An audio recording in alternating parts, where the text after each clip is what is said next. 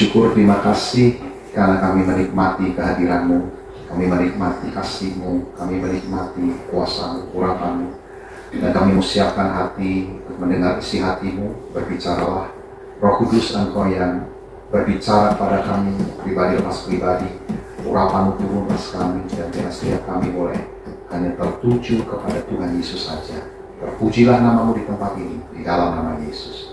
Amin. Silahkan duduk. Shalom. Ya, pada pagi hari ini judul dari firman Tuhan adalah Speak Out What You Believe in God, atau bebas. Ya. Kita baca dulu di dalam Markus 11 ayat 23.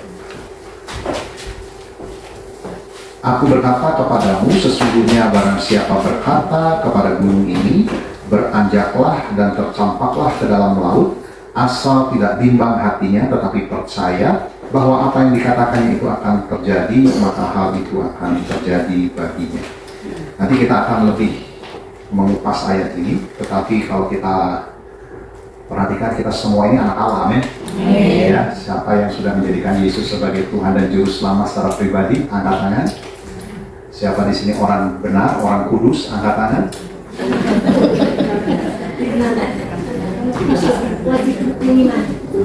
Siapa di sini orang berdosa, angkat tangan. Boleh pulang. Dulu pernah disinggung ya, bahwa ketika Anda dan saya percaya Yesus, kita itu dibenarkan dan menjadi orang benar. Amin. Anda dan saya jadi orang benar, dan karena kita di dalam Yesus jadi orang benar, maka berkat Tuhan ada di atas kepala kita. Amin. Ya. Nah, karena kita sudah lahir baru, kita perlu perhatikan ada 3 hal. Nah, poin yang terakhir adalah yang kita bahas. Yang pertama yang perlu kita perhatikan pada waktu Anda dan saya sudah lahir baru, sudah menjadi anak Allah, yaitu tentang hati. Jadi kita perlu perhatikan hati kita. Karena saya perhatikan begini, Anda mau rajin gereja, mau rajin berdoa, rajin baca Alkitab, tapi kalau 3 poin yang akan kita bahas ini tidak kita perhatikan, rasanya tidak efektif. Ya, kalau Anda berdoa sampai mulut berbusa-busa gitu, rasanya jadi nggak ada efek. Gitu. Nah, yang pertama yang perlu Anda perhatikan adalah hati. Ya, seperti di Samuel 16 ayat 7, Tuhan itu melihat hati. Manusia ada penampilan. Jadi kalau Anda persekutuan, Anda mau berjalan dalam keseharian, modal kita adalah hati. Kalau Anda mau membangun interaksi, relationship dengan Allah, modal kita adalah hati. Tapi karena Anda bergaul dengan manusia, ya perhatikan juga penampilan. Karena manusia tidak lihat hati, lihatnya penampilan. Jadi Anda kesini kebaktian, persekutuan, tenanglah Tuhan lihat hati, Anda nggak usah sosok ini, nggak usah mandi, pakai daster lah ya, kesini. Ya kita menderita yang sekeliling. Apalagi tadi rekannya mimpin pujiannya dengan semangat, tapi kalau Anda nggak sikat gigi menderita begitu. Ya, jadi tetap selama Anda bergaul dengan yang namanya manusia, penampilan perlu diperhatikan. Anda punya suami? Punya? Berarti Anda perlu memperhatikan penampilanmu. Amin? Karena suamimu kasihan. Keluar rumah banyak godaan. Betul tidak? Kelemahan laki-laki adalah mata dan kampung tengah. Nah, kasihan matanya, keganggu terus. Di luar sana, dia melihat yang langsing, singset, harum, eye-catching. Pulang ke rumah, bau, dekil kucel, rambut model zaman Nabi Nuh masih dipakai. Sedangkan di luar sana update. Jadi, tetap Anda mesti perhatikan, kita butuh memperhatikan hati. Tapi penampilan tetap perlu diperhatikan. Nah, ini ibu kan cantik-cantik semua. Anda kalau memperhatikan model rambut, busana yang Anda pakai, tutur kata dan sebagainya, nilai naik tuh. Tadinya 70 jadi 95. Ya kan? Tadinya 4 jadi 80. Ya kan? Jadi suami tetap bisa rohani di rumah. Ya kan? Dan Amsal 4 ayat 23 itu memberitahu jaga hati dengan segala kewaspadaan, karena dari sana terpancar kehidupan. Kalau Anda hidup di muka bumi ini, Anda perlu tahu jaga hatimu. Ada lagu dulu ya, Tuhan inilah yang ku mau, kau menjaga hati. Amin. Jangan, karena tidak Alkitabiah. Yang harus menjaga Tuhan apa saya? Kita. Yang menjaga kita, yang menyucikan hati Tuhan. Dengan darahnya kita disucikan dari hati nurani yang jahat. Hati kita jahat, tapi begitu kita lahir baru, darah Yesus yang menyucikan hati kita. Ketika hati kita sudah dibersihkan, jaga bagian kita. Amin. Tolong dijaga, jangan ada kebencian, jangan ada sakit hati, kemarahan. Apalagi itu kan jadi perbendaharaan sebetulnya.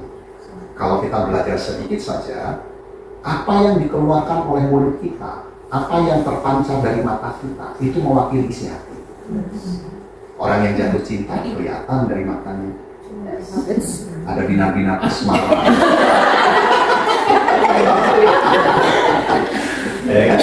Orang yang penuh hatinya oleh sesuatu kelihatan dari perkataannya.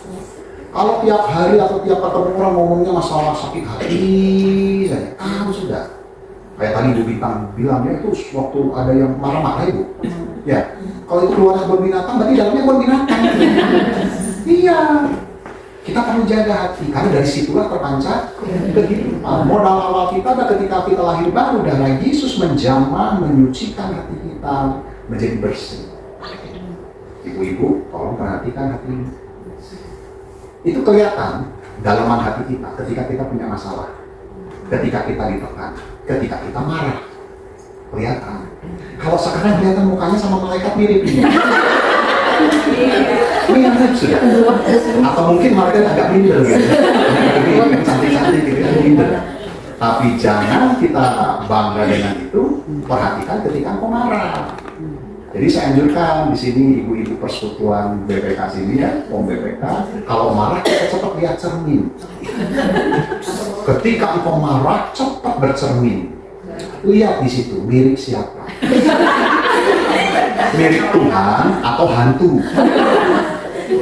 Bagian Anda dan saya jaga hati. Amin. Harus dijaga.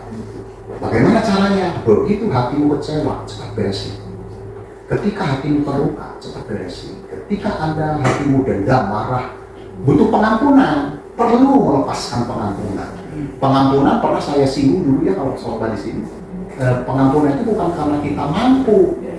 Pengampunan itu keputusan hati kita. Nah, itu hanya kasih pengampunan. Amin. Bagian kita hanya tinggal ucapkan saja, aku ampuni dalam nama Yesus. Titik, nggak usah pakai koma. Biasanya ibu-ibu kepancing pakai koma. Aku ampuni, koma. Asal kamu jangan gitu, asal kamu jangan begini. Ya, harus belajar titik. Sudah, jaga hati. Hal yang kedua, kalau tadi setelah lahir baru, apa yang kita perlu perhatikan? Hati. Yang kedua adalah pikiran. Banyak kali Tuhan tidak bisa mengangkat hidup kita, tidak bisa bawa kita untuk naik menjadi kepala bukan ekor, lalu membawa hidup kita naik dalam kehidupan yang penuh dengan pengharapan. Banyak kali selalu gagal karena apa? Ini pikiran kita. Roma 12 ayat 2 mengajar untuk berubah oleh pembaharuan budi, ya kan? Jadi kita berubah dari pikiran yang diubahkan, diperbaharui, bukan dihilangkan. Kalau dihilangkan gelo. Ya, pikiran kita bukan dihilangkan, pikiran kita bukan dikosongkan, tapi diperbaharui. Kalau diperbaharui berarti yang lama dikeluarkan, diisi dengan yang baru. Diisinya bagaimana? Nah, di sini kembali saya tidak bosan-bosannya menghimbau untuk disiplin, konsisten, baca Alkitab. Karena itulah pikiran Allah yang baru, prinsip-prinsip yang baru, kebenaran-kebenaran baru dari surga dimasukkan dalam pikiran kita, yang lama kita buang. Kita ini produk di mana kita bertumbuh. Dari kecil, ya, budaya, tradisi itu membentuk pola pikir kita. di mana kita bergaul, di mana sekolah kita disekolahkan. Ya, saya tuh TK, saya orang kampung, TK-nya di TK Islamiyah. Jadi sampai hari ini saya masih bisa tuh surat Al-Fatihah. Alhamdulillah. Mengapa? Karena dari TK mau masuk sekolah, mau masuk kelas, berbaris, doa dulu. Jadi ternyata kita terbentuk dari lingkungan kita dibesarkan, betul tidak? Dari lingkungan kita, dari rasnya kita. Saya rasnya kebetulan Tionghoa. Ada di sini yang Tapanuli? Banyak. Ya kan? Lalu ada ras yang lain. Semua ras, semua suku punya pola pikirnya masing-masing, betul tidak? Itu membentuk. Itu membentuk. Belum lagi kalau kita berada dalam sebuah lingkungan yang sangat mempercayai mitos-mitos, ya, etnik okultisme, semua itu. Jangan nyapu malam-malam, buang rezeki, lewat kuburan, permisi. Bukan. Nanti kalau dijawab, mangga.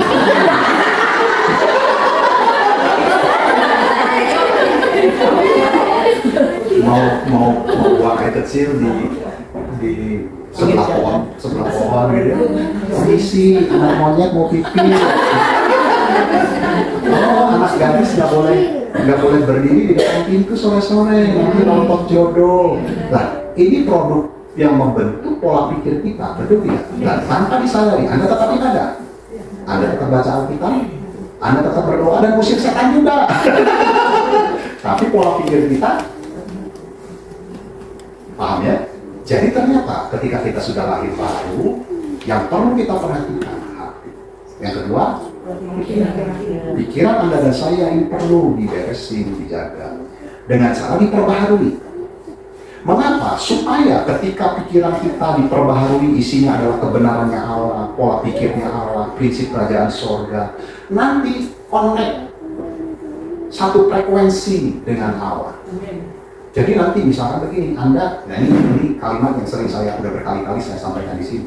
Nanti kalau Anda pulang, tiba-tiba itu ada orang yang tahu pada Anda dan ngomong, saya mau kirim mobil buat Anda, mobil baru. Mobil apa? Mobil baru.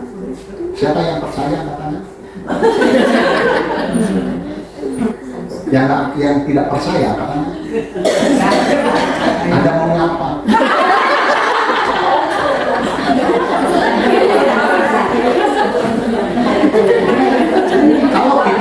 Kalau pikiran kita sudah satu frekuensi dengan pikirannya Allah, bukankah di Alkitab berkata tidak ada yang mustahil bagi Allah? Bukankah di Alkitab ada di sana tertulis tidak mustahil bagi orang percaya? Anda orang percaya? Anda punya anak? Tidak mustahil kan? Lah, apa tadi nggak angkat tangan? Kenapa? Ini bunyi, betul tidak? Bunyinya apa? Nah, apalagi? Anda seperti berpengalaman sekali.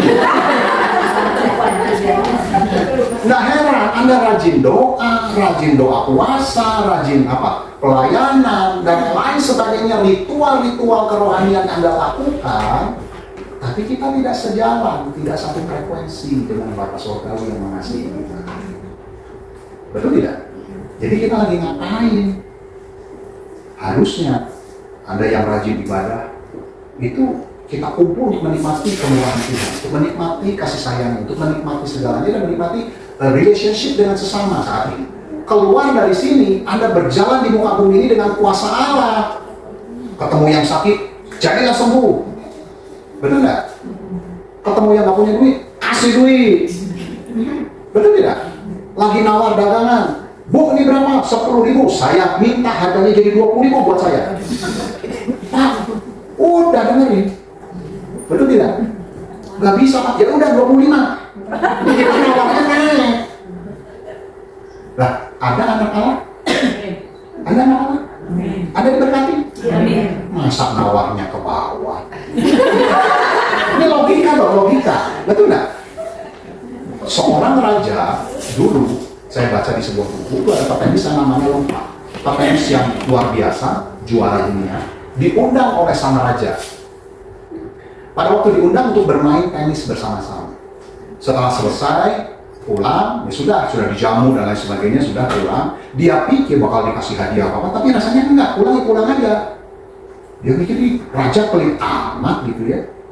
Dan ternyata setelah itu, berapa minggu kemudian, di rumahnya kedatangan surat. Ternyata surat itu memberitahu dia harus datang ke mana, mungkin ke perwakilannya raja, dan dia menerima ternyata tongkat golf dari emas.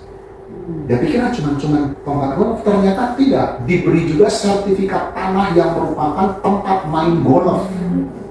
Itu raja ngasihnya model begitu tuh. Raja ngasih lebih tuh. Ada anak Allah? Ada anak raja? Masa nawar sayur murah? Bu, berapa sekilo wortel? Berapa harganya wortel? Sekilo? 9.000. Sudah 25 buat saya, Bu. Berani? Nabrak ya? Nabrak ya? Kenapa nabrak? Karena pikiran kita belum diperbaharui. Kalau Anda berpikir bahwa aku adalah anak Allah yang diberkati Allah, hidupku, begitu keluar rumah, aku punya prinsip, ingin menjadi berkat di sekeliling. Dia butuh uang, aku beri uang. Dia butuh kesembuhan, aku alirkan kuasa kesembuhan. Terikat dengan setan, aku usir setan itu, terlepas dia, sehat dia. Kan begitu. Betul tidak? Tapi selama Anda tidak menjaga pikiranmu, tidak memperbaharui pikiranmu menjadi lawan untuk dirimu sendiri. Betul tidak? Buktinya, siapa yang percaya nanti pulang ada yang kasih mobil, nggak pulang. Ya pura-pura nggak tahu. Ada yang angkat tangannya setengah. Ya, kenapa? Di sini bunyi. Anda dan saya perlu memperbaharui pikiran.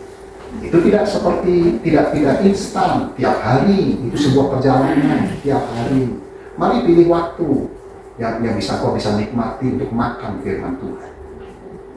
Kalau ibu-ibu bangun subuh itu sibuk mengurus keluarga, pilihlah hari jam yang mana yang Anda bisa luang. Siang kah? Malam kah? Ya, silakan. Tidak ada dosa. Ya kan? Ini udah jam berapa ini? Tapi baru pembukaan ini. Nah, ada 3 hal yang perlu kita perhatikan ketika kita sudah lahir baru. Pertama apa? Yang kedua? Nah, yang ketiga adalah masalah mulut, perkataan. Karena Anda ibu-ibu, seorang wanita, Anda butuh tenaga lebih banyak untuk menjaga mulut. Mengapa? Karena kelemahan pria dan wanita berbeda. Pria tadi lemahnya di mata sama di perut. Mata ini pria itu kelemahannya itu sesuai dengan peribahasa. Dekat ningali mau heran. Ya kan? Ya. Makanya Anda perlu pastikan laki-laki di rumah itu penuh dengan Roh Kudus. Kalau enggak berbahaya. Nenek bilang itu berbahaya. Mengapa? Si nenek korbannya.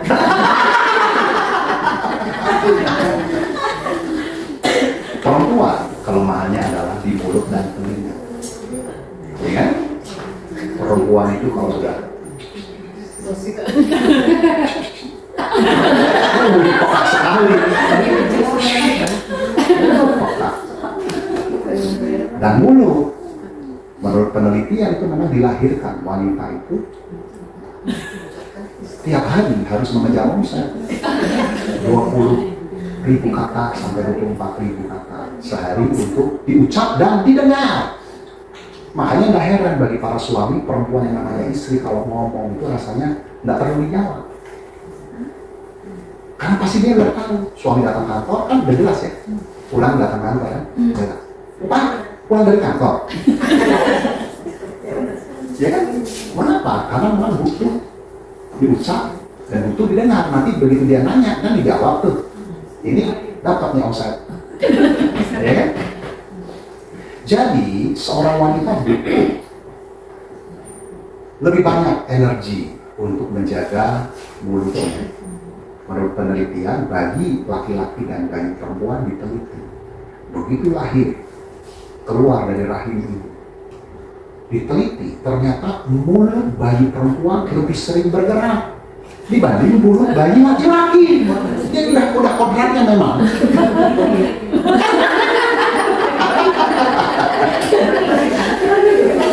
Nah, kalau kita lihat 3 hal ini, hati,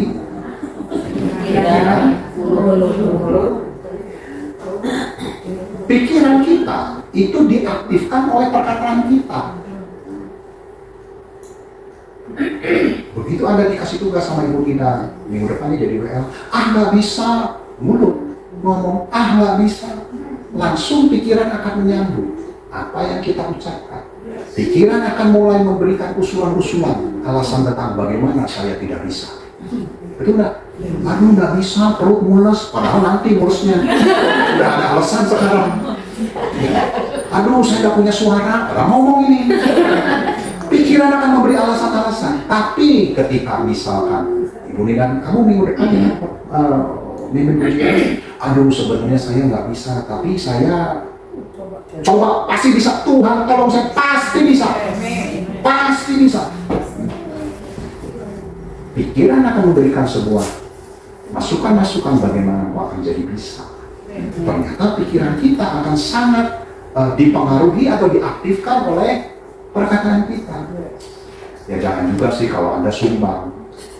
Kalau sumbang sih memang nggak bisa nyanyi. Dan jangan nyanyi, nanti semua sumbang. Anda pernah duduk di sebelah orang yang tidak bisa nyanyi, bersuara sumbang?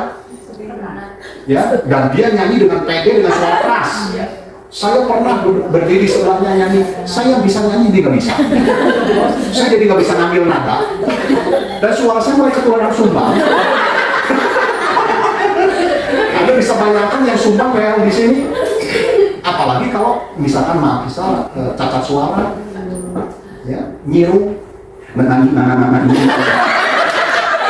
aduh, bisa dibayangkan. Ini nyimpang sebentar ya, nyimpang. Papi saya punya beo. Beonya itu tiap hari sama papi saya diajar. Beo, selamat pagi, selamat pagi, sampai bisa dia. Jadi papi saya pulang dari toko itu langsung sore-sore itu hiburannya dia, Beo, selamat pagi. Dia ngikutin, selamat pagi, selamat pagi, selamat pagi. Tiba-tiba endingnya nggak enak. Selamat pagi, selamat pagi, selamat pagi. Nanti. Waduh. Bapak saya itu langsung berdiri dari kursi, dia kaget. Wah, ini jangan-jangan pegawai yang ngajarin. Dan rupanya memang kita punya pegawai yang lidahnya pendek. Jadi suaranya yang kayak gini suaranya. Jadi bapak saya itu mau tanya sama pegawai saya, kamu ngajarin beo saya? Iya, Mas. Jangan, beo saya jadi ngirum kayak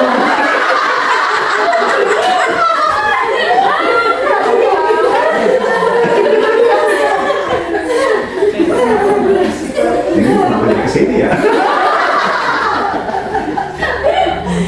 Artinya perkataan kita itu bisa mengaktifkan pikiran kita. Amin. Jadi kalau Anda mulai pikiranmu mengarah ke yang negatif, berkata-katalah. Itu akan menolong. Ya, nah, kita masuk sekarang. Poin yang sekarang adalah speak up, berbicaralah, deklarasikan. Ya, deklarasikan apa yang kau percaya. Hal pertama adalah Mazmur 81 ayat 11. Mazmur 81 ayat 11, kalau di Alkitab elektronik itu ayat 10.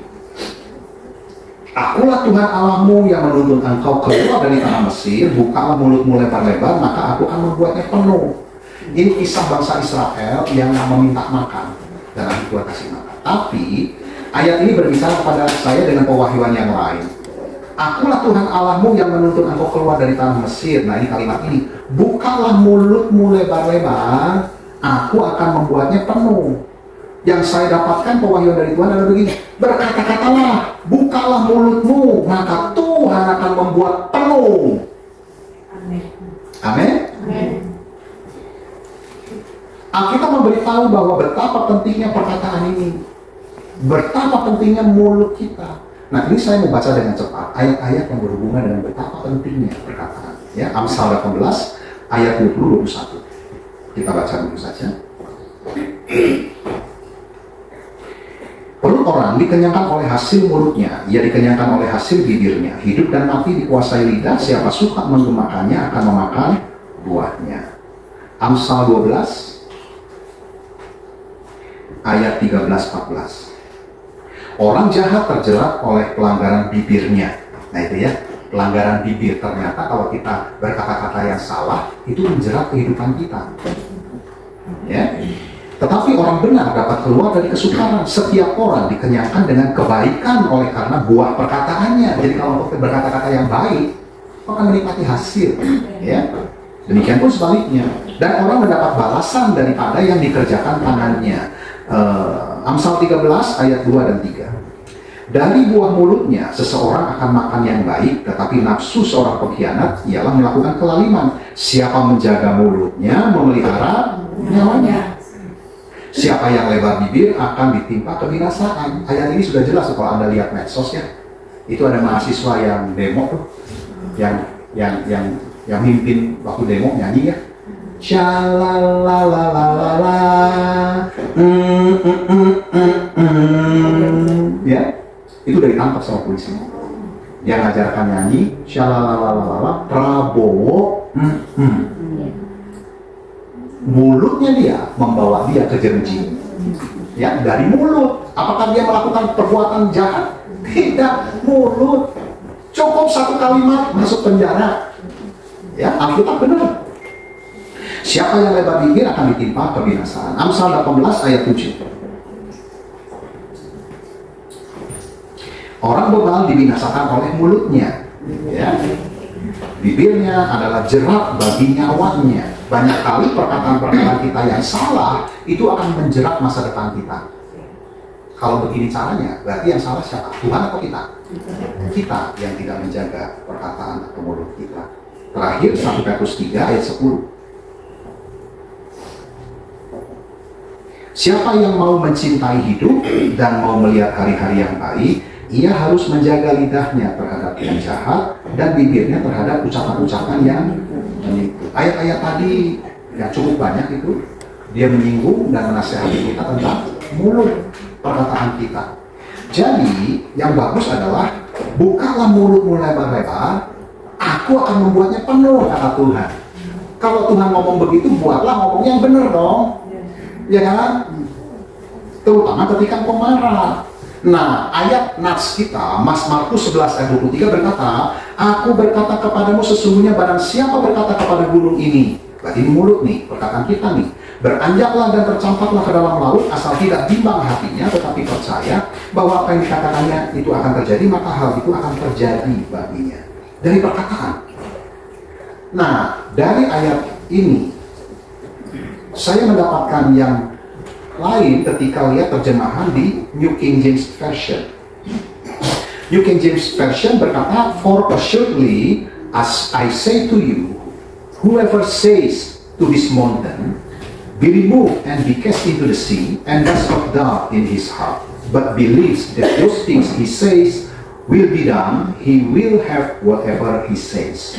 Dari ayat ini, New King James Version, kata believes itu satu kali, kata says 3 kali. Artinya apa? Betapa pentingnya berkata-kata. Kita suka kebalik. Kita lebih iman. Harus punya iman. Betul tidak? Ya kan? Kita mengesampingkan dan tidak menghiraukan, tidak memperhatikan mulut perkataan kita. Kita lebih fokus ke iman. Percaya.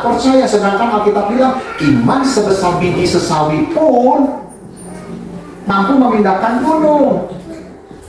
Artinya apa? Ketika engkau sudah punya iman, yang harus diperbanyak adalah perkataan kita. Bukalah mulutmu lebar-lebar. Artinya deklarasi. Hari ini kok nggak punya duit? Deklarasi. Tapi tanpa disadari pun kita deklarasi. Deklarasinya setiap ketemu teman, orang tuh bukan duit ya. Tanpa disadari kita sedang deklarasi, betul tidak? Kita sedang membuka mulut kita lebar-lebar. Dan ketika itu berkata-kata yang negatif, siapa yang akan membuatnya penuh? Setan. Ibu-ibu, fakta itu memang perlu kita lihat, kita hadapi, betul tidak? Tapi jangan lama-lama. Fakta itu sementara, kebenaran itu mutlak. Amin. Fakta hari ini nggak punya duit, ya sudah, nggak apa-apa. Tapi kebenaran berkata, Yesus yang miskin menjadi kaya, Yesus yang kaya menjadi miskin, supaya aku yang miskin menjadi kaya. Karena Yesus aku dibenarkan. Ada berkat Allah di atas kepala orang benar. Itu kebenaran, itu mutlak. Ketika kita nggak punya duit, deklarasi apa yang kita ucapkan? Engkau membuka mulut supaya Tuhan membuatnya penuhnya, ngomongnya apa? Hah? Kira-kira apa, Bu? Yes. Lihat dompet kosong. Tuhan Yesus, terima kasih. Engkau mati di kayu salib, engkau yang kaya menjadi miskin, supaya aku yang miskin jadi kaya. Ini waktunya Tuhan, kau bikin mujizat. Aku tidak sabar lagi lihat dompet itu diisi sama engkau. Betul tidak? Betul tidak? Apalagi sakit. Ketika sakit, kita ketemu orang malah jadi kayak orang ngasih tahu, saya sakit. Dan kita mulai bangga-banggaan dengan penyakit kita. Kita ketemu orang, kamu sakit apa? Rematik. Oh saya dong. Gagah-gagahan. Betul tidak? Kamu penyakit apa? Panu? Kecil panu. Kecil. Ini apa? Kanker payudara. Oh, kanker payudara ini keren ini. Kita tanpa disadari, kita sedang bangga-banggaan. Betul tidak? Harusnya apa? Kita perlu bukalah mulutmu lebar-lebar supaya aku, kata Tuhan, membuatnya penuh. Bukalah mulutmu, deklarasikan. Ketika sakit ngomong aja. Tuhan Yesus di kayu salib sudah membuktikan bilut-bilutnya itu menyembuhkanku. Berarti aku sudah sembuh. Langsung terima, aku sudah sembuh. Itu fakta lagi berbunyi. Biarin aja, kebenaran mutlak. Amin. Di ayat ini dikatakan believe 1 kali, says 3 kali. Artinya apa? Berkata-katalah. Apalagi Anda sudah punya modal itu. Betul tidak? Anda kan sudah punya modal itu dari terbit matahari sampai terbenamnya.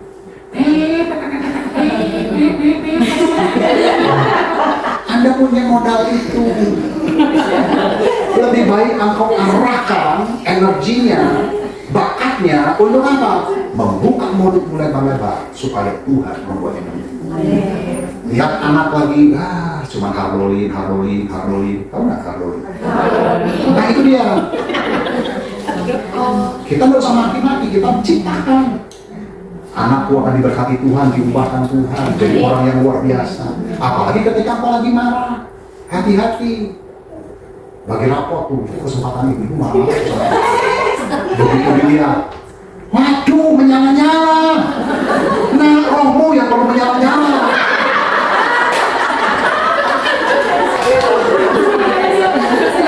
Dilihat rapot nilai matematika 5. Aduh, dasar anak monyet. Anak sendiri disebut anak monyet. Dideklarasikan dia anak monyet. Ketika dideklarasikan dia anak monyet, lah yang ngomong saha. Ibu monyet. Betul tidak? Tanpa disadari, kita sedang mengutuk, kita sedang melakukan yang tidak baik. Sedangkan perkataan kita sedang ditunggu oleh dua pihak, setan dan Tuhan. Paham gak sih? Hari ini ada perlu hati-hati. Kalau lagi marah terutama, yang biasa marah-marahnya kebun binatang, ya hati-hati. Dari semut sampai gajah di absen. Ya sudah Pak, saya mau bertobat. Ya degradasi lah Pak, sekarang nggak akan kebun binatang Pak, kebun buah-buahan. Dasar pepaya kamu. Yang nggak juga begitu. Ya, lebih baik diam. Kalau marah yang paling keren lagi ya sudah. Aku berkati kamu. Ayo kan keren. Betul tidak? Itu kan keren.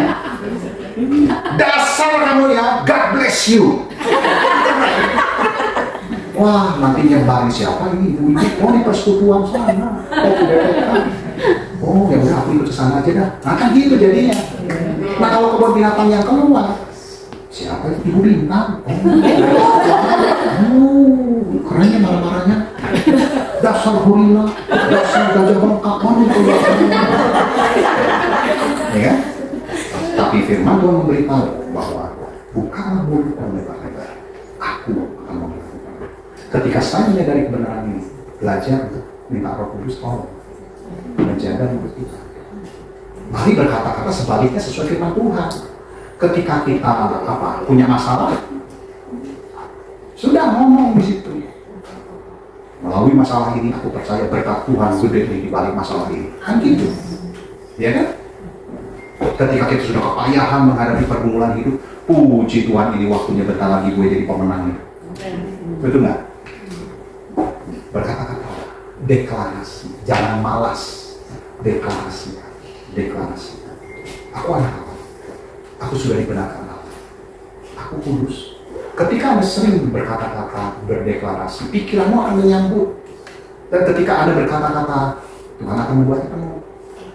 Nah, yang kedua, yang terakhir. 2 Korintus 4 ayat 13. 2 Korintus 4 ayat 13. Baru udah jam segitu. Gak apa-apa. Betul? 2 Korintus 4 ayat 13. Kasihan soalnya nanti anak-anak udah dijemput. 2 Korintus 4 ayat 13. Namun karena kami memiliki roh iman yang sama, seperti ada tertulis, aku percaya sebab itu aku berkata-kata, maka kami juga percaya, dan sebab itu kami juga berkata-kata. Hal yang kedua adalah katakanlah yang kita percaya. Selama ini kita selalu berkata-kata yang kita takutkan, ya kan? Yang kita khawatirkan, itu yang selalu kita katakan. Dan kita konsisten dan rajin. Ketemu siapapun ngomongnya itu. Apa yang kita takutkan, apa yang kita khawatirkan. Firman Tuhan memberitahu, katakanlah yang kita percaya. Bagaimana kita bisa berkata-kata kita percaya? Mau nggak mau kita mesti baca Alkitab supaya tahu kebenaran-kebenaran itu. Berkata-katalah yang kita yakini, yang kita percaya. Jadi poinnya adalah mari percaya dulu, yakin dulu dalam hati tentang apa? Tentang kebenaran itu. Ketika Anda baca Alkitab, ada kebenaran, Anda yakinkan itu. Janganlah kamu khawatir. Nah itu kebenaran. Yakinkan, ya. Yakinkan Tuhan adalah gembalaku, takkan kekurangan aku. Yakinkan itu. Bukan hanya sekedar dibaca, tapi yakinkan di hati. Ketika engkau sudah yakin, berkata-kata. Ketika rumor di luar sana, waduh pabrik-pabrik sana banyak tutup, udah mulai resesi ini, mulai susah cari duit ini. Di luaran Anda dengar begitu, jangan ya. Waduh, berarti Anda akan sama. Anda dengar itu mereka sedang bicara fakta. Ya sudah, dengar saja. Tapi setelah itu berkata-katalah apa yang kau yakini. Ya sudah, memang seperti itu. Tapi aku tahu Tuhan adalah gembalaku, takkan kekurangan aku. Itu tidak. Apa yang harus kita katakan? Nah, yang pertama adalah ini. Apa yang kita miliki di dalam Yesus? Itu perlu kita katakan. Ada yang apa yang Anda miliki di dalam Yesus? Lihat kayu salib.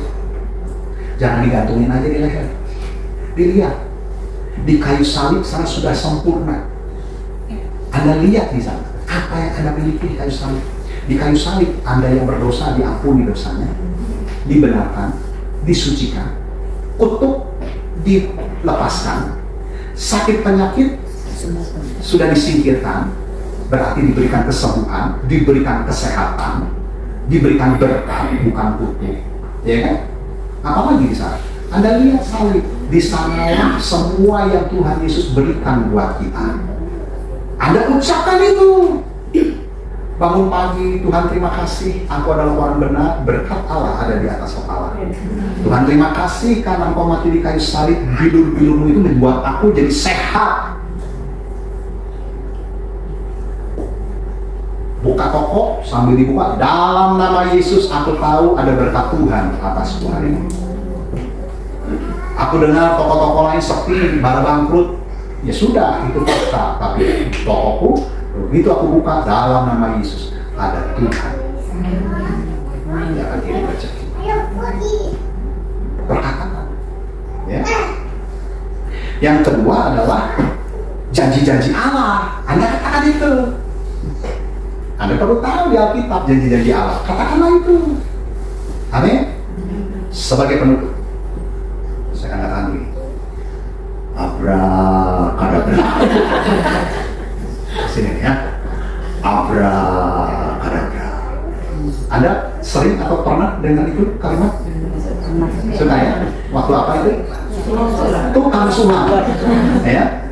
Tukang sulap ketika dia akan bikin trik-triknya, dia akan berkata abrakadabra. Anda tahu artinya? Abrakadabra. Ya. Abra berarti aku menciptakan. Kadabra itu berarti saat aku berbicara. Jadi abrakadabra itu berarti aku menciptakan saat aku berkata-kata. Jadi Anda harus begitu. Sama-sama. Tangan di atas. Ayo dong. Saya lagi. Abrakadabra. Sampai goyang-goyang dong. Suaranya pakai vibra dong. Ya, 2, 3. Abrakadabra. Sengaja supaya Anda ingat pas nanti mau tidur. Bro. Mengapa? Karena di sana kalimat artinya adalah aku menciptakan ketika aku berkata. Jadi dalam menjaga mulutnya perkataanmu, mari ciptakan dengan kata-kata, dengan deklarasi. Ciptakan. Aku sehat. Jadi bangun tidur kadang-kadang saya begitu bangun, saya menciptakan. Aku sehat, kaya, bahagia, panjang umur, mati masuk surga. Ya, saya tanggal 20 Januari kena serangan jantung. Jadi saya tadi cerita sama Ibu Nida, pingsan di jalan 2 kali lagi naik motor. Betul. Jadi saya sekarang sudah di ring, pakai ring 2 ring. Dan jembatannya 99,99%. Ya, tapi karena saya menggunakan abrakadabra, aku menciptakan saat aku berkata-kata. Ya, pagi saya berkata, aku sehat, kaya, bahagia, panjang umur, mati masuk surga. Karena saya membuka mulut, Allah akan membuatnya penuh. Ketika kena serangan jantung, dicek dulu. Oh, ternyata jantung harusnya sehat, ya kan? Tapi ini umur segini, belum tua. Jadi harus panjang umur kan? Jadi tetap selamat. Amin. Abrakadabra. Aku berkata-kata saat aku menciptakan. Jadi 3 hal ini yang perlu perhatikan. Hati. Biasanya nih, selesai amin, ada lupa. Jadi saya berharap ibu-ibu jangan lupa ya. Amin. Mari kita berdoa. Bapak, terima kasih untuk kebenaran firman-Mu. Engkau yang memberkati kami semua dan Roh Kudus tolong kami untuk Engkau yang berbicara lebih dalam dan mengingatkan kami supaya kami boleh dibantu, ditolong oleh Engkau ya Roh Kudus dengan kemampuan, kekuatan daripada-Mu sehingga kami dimampukan memperhatikan hati, pikiran dan perkataan kami sehingga karya-Mu tidak terhalang dalam hidup kami. Terima kasih. Berkatilah kami dalam nama Yesus. Amin. Yesus, Kau sungguh baik. Yesus, nama-Mu indah. Yesus, ku cinta Kau selalu. Ku tinggikan, ku agungkan